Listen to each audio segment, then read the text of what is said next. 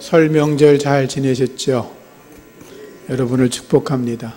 특별히 어른들을 모시기 위해서 오셨다가 예배 드리시는 분들, 또 자녀들 보시려고 오늘 저에게 방문하신 모든 분들을 그들에게 하나님의 은혜가 넘치기를 축복합니다.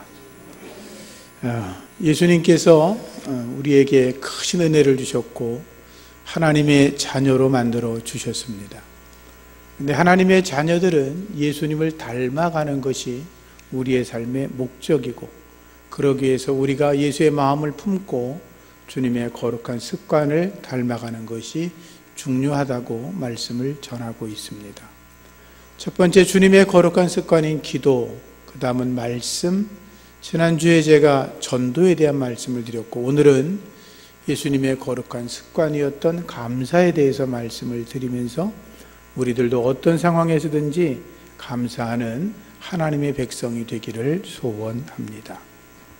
복음서에 보면 예수님의 많은 사역들이 있습니다. 주님은 모든 상황 속에서 감사함으로 살아가셨지만 특별히 복음서가 드러내고 있는 4가지 감사의 사건이 기록이 되어 있습니다.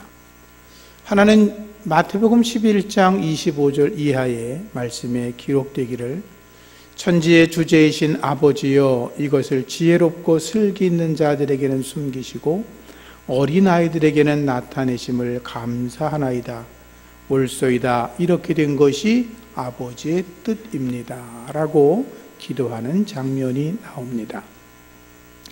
아시는 것처럼 당시에 예수님이 오셨을 때 많은 사람들 가운데 특별히 종교 지도자들, 바리새인들이나 사두개인들, 그들은 예수님을 영접하지 않았습니다. 주님이 어떠한 말씀을 전해도, 비유로 이야기를 해도 그들은 관심조차 갖지 않았습니다. 왜냐하면 예수님을 메시아 그리스도로 인정하고 싶지 않았기 때문이었습니다. 그래서 그들은 어떤 복음의 말씀을 전해도 그들의 마음이 닫혀 있었기 때문에 그들의 귀도 열리지 않았고, 그들은 주님의 말씀에 대해서 언제나 반대하고 주님의 말씀을 오히려 멸시하고 조롱하고, 그리고 예수님을 오히려 고통 속에 빠뜨리는 일들을 그들은 즐겨 하였습니다. 그러나 어린아이와 같은 마음으로 가지고 있던 일반 백성들, 오히려 죄 가운데 있었던 사람들은 예수님을 나의 주로 영접하면서 주님의 말씀을 받아들이기에 힘을 더하였죠. 주님의 말씀은 이거지요. 너희들이 내 백성이라고 이야기를 하지만 너희들이 하나님의 거룩한 부르심을 받아서 바리새인이라고, 그리고 서기관이라고, 요즘 말로 하면 너희들이 하나님의 거룩한 택함을 받아서 비록 목사가 되었을지라도, 비록 하나님의 백성이 되었을지라도 내 말을 듣고 아멘하지 않고, 내 말을 듣고 순종하지 않고 거역하면 그들에게는 하나님의 심판이 따른다, 그 말입니다. 그리고 누구든지 주의 말씀을 듣고 아멘하고 순종하는 자들에게는 하나님의 구원의 은혜가 있다라고 하는 거죠. 주의 말씀을 받아들이시고 하나님의 구원을 완성해 나가는 저와 여러분이기를 축복합니다. 우리는 예수 믿는 사람들입니다. 그리스도인입니다. 하나님의 뜻을 따라 살아가는 사람입니다. 장로님 기도하셨던 것처럼 우리는 예수님을 닮아가고 예수님을 배우고 예수님의 마음을 품고 나아가는 자들입니다. 그러기 위해서 우리는 예수님의 모습을 다 따라갈 수는 없지만 최소한 흉내라도 내야 되지 않겠습니까? 주님을 닮아가고 그분의 마음을 품기를 주의 이름으로 축복합니다. 구약 성경의 사사기를 읽다 보면 이스라엘 백성들은 매사에 하나님을 떠납니다. 죄 가운데 빠집니다. 자기들 멋대로 살아갑니다. 표현에 따르면 자기들의 소견에 옳은 대로 행했다라고 되어 있지요. 하나님께서는 그들을 책망하십니다. 자기 백성이었지만, 하나님의 택한 백성 이스라엘이었지만 하나님의 뜻을 떠나 있는 걸 보고 하나님은 가차없이 혼내십니다. 주변 열강들을 불러 이스라엘을 침공하게 했고 고통과 괴로움에 빠지게 했습니다. 그들은 처음에 이렇게 생각했을 겁니다. 내가 하나님의 백성인데 우리가 좀 잘못하면 하나님이 용서하겠지. 우리가 하나님의 자녀인데 하나님이 우리를 구원했으니까 우린 택한 백성이니까 아무런 문제가 없다라고 하면서 자기들 멋대로 살아갔지만 하나님은 그들의 생각에 아니다라고 분명히 선을 그으셨던 것입니다. 하나님의 말씀을 듣고 따르고 순종하는 자들에게는 하나님의 은혜가, 그리고 구원의 은총이, 하나님을 떠나 제멋대로 살아가는 자들에게는 그들이 비록 하나님의 택한 백성이라고 자기 입으로 떠든다 할지라도 그들에게는 징계와 심판과 책망이 따랐던 것입니다. 그래서 주께서 기도하시면서 그랬던 거죠.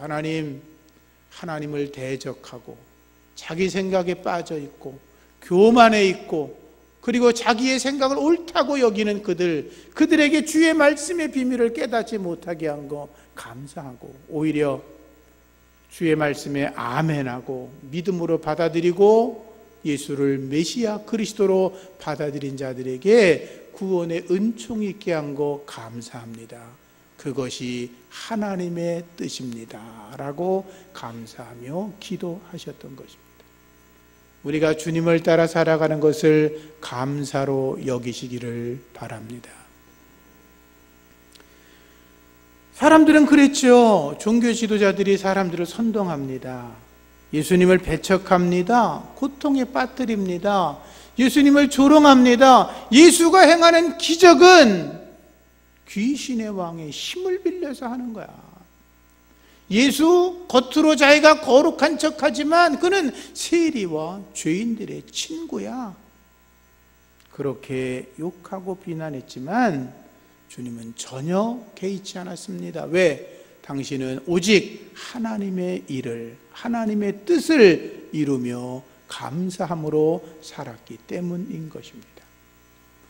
복음서에 보면 두 번째 오병이어 사건을 보시면 예수님께서 어린아이의 손에 있던 보리떡 5개와 물고기 2마리를 손에 올려놓으시고 하늘을 우러러 축사하며 감사기도 하셨다라고 되어 있습니다. 그리고 남자만도 5,000명이나 되는 그 무리에게, 남녀 어린아이까지 다 합히면 2만 명도 넘을 만한 그 많은 사람들에게 나누어 주라 라고 말씀했고, 그들은 배불리 먹고도 12강주리를 남겼다라고 되어 있습니다. 그런데 말씀에 우리 주님께서 하늘을 우러러 축사하시고 그 축사했다는 그 말은 율로게오라는 단어인데, 이 말은 축복하다, 감사하다, 찬양하다 그런 말입니다. 그러니까 우리 주님께서 당신의 손에 보리떡 5개와 물고기 2마리를 올려놓으시고 하나님을 찬양했다는 것입니다. 하나님께 감사했다는 것입니다. 하나님께서 당신의 기도를 들으시고 이 많은 무리들, 불쌍한 무리들, 먹지 못해 굶주린 자들에게 먹을 것을 베풀 수 있는 그 사건을 미리 보시고 감사하며 기도하셨다 그 말입니다. 우리도 하나님을 믿는 사람들입니다. 우리도 감사하며 기도해야 할 것입니다. 왜? 감사의 기도는 기적을 일으키기 때문인 것입니다. 우리의 삶에 여러 가지 문제들이 나타날 수 있습니다. 내가 지금 해결하고 싶어도 내 능력으로 해결할 수 없는 수많은 일들이 우리 앞에 있을 수 있습니다. 힘들지요. 어렵지요. 헤어나가기 도저히 감당이 안 되지요. 그럼에도 불구하고 하나님 앞에 감사함으로 기도하면 하나님께서 우리에게 열린 길을 허락하시는 줄로 믿습니다. 아무것도 염려하지 말아라. 모든 일에 기도와 간구로 너희 구할 것을 감사함으로 하나님께 아뢰라. 그리하면 모든 지각에 뛰어나신 하나님의 평강이 그리스도 예수 안에서 너희의 마음과 생각을 지키신다라고 하지 않았습니까?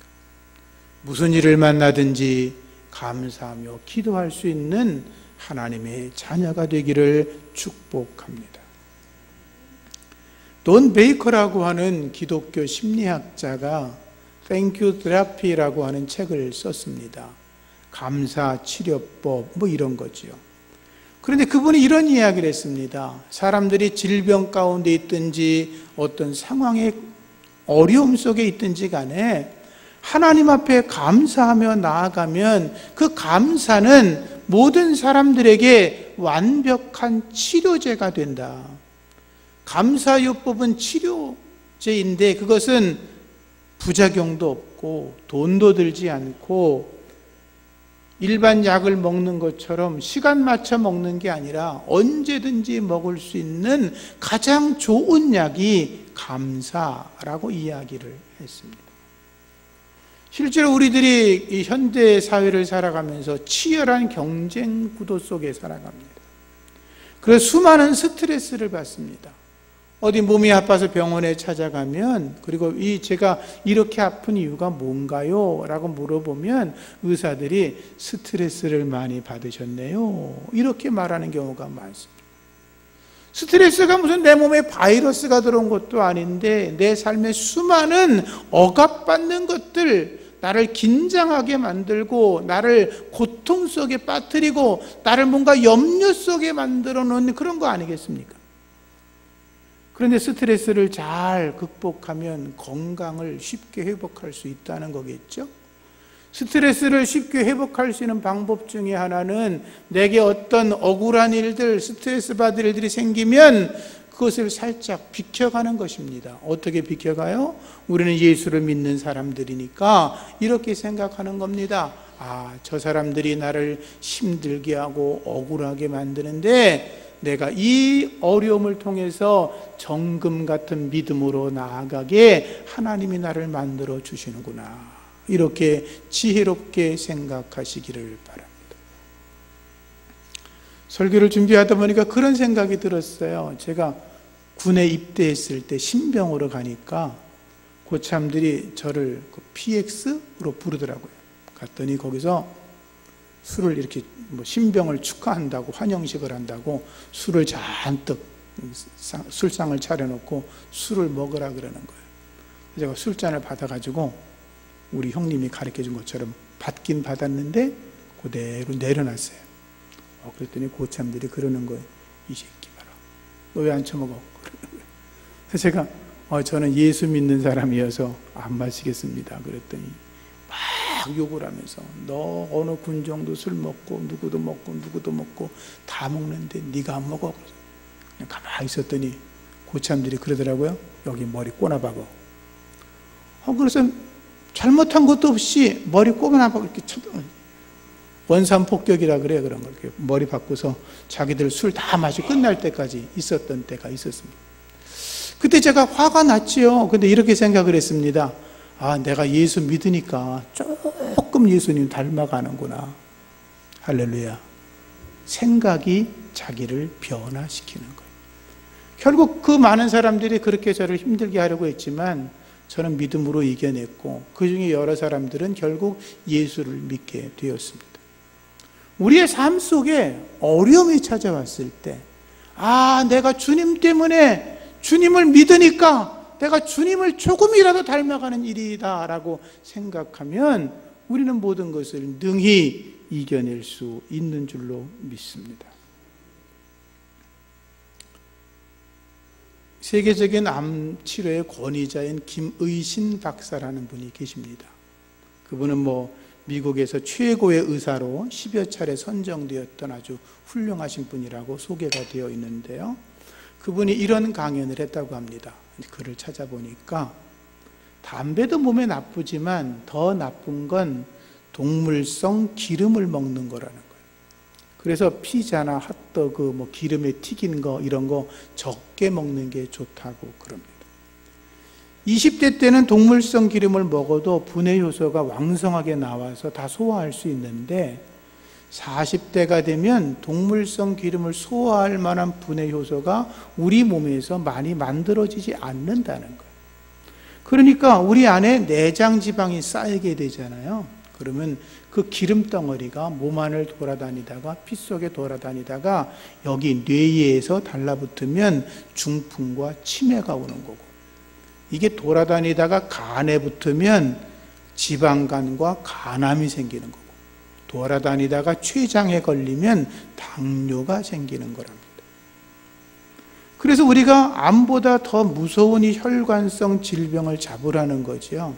무슨 얘기를 하려고 하는 거냐 하면, 그런데 이분이 무슨 얘기를 하냐 하면, 암에 걸린 사람이 치료되는 기적이 나타나는 경우를 보니까 암에 걸린 사람들이 내가 암에 걸렸다는 것을 분노하지 않고 그냥 순순히 받아들이고 믿음 생활 안에서 자기의 처지를 하나님께 맡기고 겸손하게 살아가는 사람들을 보니까 기적같이 암에서 치료되는 일을 많이 봤다는 거예요. 이해가 되세요? 그분의 이야기는 뭐냐면, 예수를 믿거나 신앙생활하는 것은 암을 치료하는 데 있어서 실질적인 치료 효과가 있다라고 말하고, 그리고 교회 안에서 이 찬양대 하시는 분들은 그렇지 않은 사람들보다 암 치료하는 면역세포가 1000배나 더 많이 나온다는 거예요. 여기만 아멘 하시네. 그러니까 여러분 나 암에서 이겨야지 그러면 찬양대 빨리 들어가세요. 하나님 앞에 감사하고 겸손하는 사람들에게는 그분이 이렇게 이야기를 했어요. 자기가 알 수 없는 신비한 치유의 에너지가 나타나는 게 분명하다라고 이야기를 했어요. 하나님 앞에서 감사하며 살아가는 저와 여러분이기를 축복합니다. 마지막은 오늘 6월절 잔치에서 주님이 감사하고 있는 걸 볼 수 있어요. 말씀을 우리가 함께 읽었죠. 예수님이 떡을 떼면서 축복하십니다. 제자들에게 주시며 말씀하십니다. 받아 먹어라. 이것이 나의 몸이다. 떡을 다 먹은 다음에 주님이 잔을 나누어 주십니다. 잔을 주시며 말씀하시기를 너희가 이것을 다 마셔라. 이것은 죄 사함을 얻게 하려고 많은 사람을 위해 흘리는 나의 피, 언약의 피라고 주께서 말씀하셨습니다. 예수님은 6월절 만찬을 하시면서 제자들을 축복하십니다. 그리고 감사하며 기도하셨습니다. 여기 감사라는 말은 유카리스테오라는 말인데, 우리 성찬이라는 단어가 유카리스트라는 말이에요. 그러니까 성찬으로 예배한다는 건 감사로 예배한다는 거예요. 구원받은 내가 하나님 앞에 감사해서 성찬에 참여하는 거예요. 주님이 내 죄를 용서하신 것에 너무나 감사해서 그 은혜를 내가 고백하면서 감사로 주의 거룩한 성찬에 참여하는 거예요. 이 성찬은 예배예요, 예배. 거룩함의 은혜가 여러분에게 있어지기를 축복합니다. 그런데 보세요. 여러분들이 성경을 잘 아시잖아요. 6월절 잔치를 끝나자마자, 아니 끝내기 전에 가룟 유다가 예수님을 배반하고 밖으로 나갑니다. 6월절 만찬이 끝나자마자 주님은 제자들을 데리고 겟세마네 동산에 올라가십니다. 밤새도록 기도하시는데 얼마만큼 기도하셨는지 땀방울이 핏방울이 되도록 처절하게 기도하십니다. 기도가 끝나자마자 예수님은 대제사장의 하속들에게 포박이 돼서 끌려가셨습니다. 우리의 구주 예수 그리스도가 죄인들의 손에 온몸이 포승줄에 묶여서 끌려가셨습니다. 제사장 앞에서 재판을 받습니다. 조롱을 당합니다. 멸시를 당합니다. 침뱉음을 당합니다. 그리고 빌라도 앞에서 채찍으로 맞습니다. 온몸이 피투성이가 됩니다.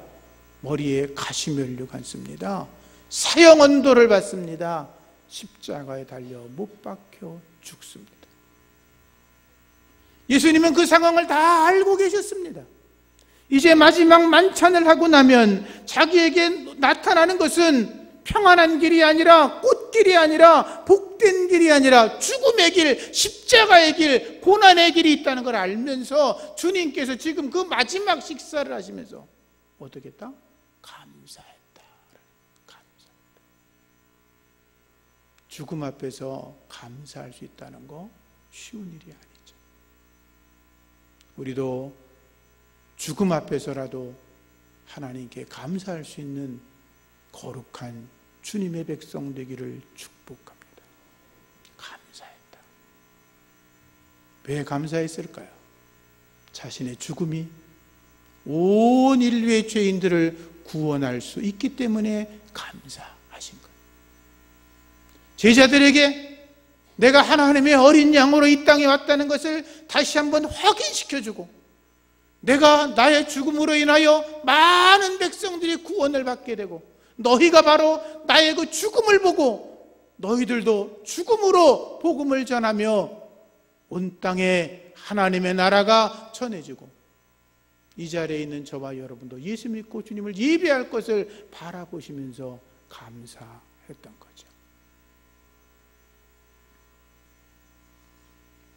주님은 모든 삶의 현장에서 감사하며 살아가셨습니다.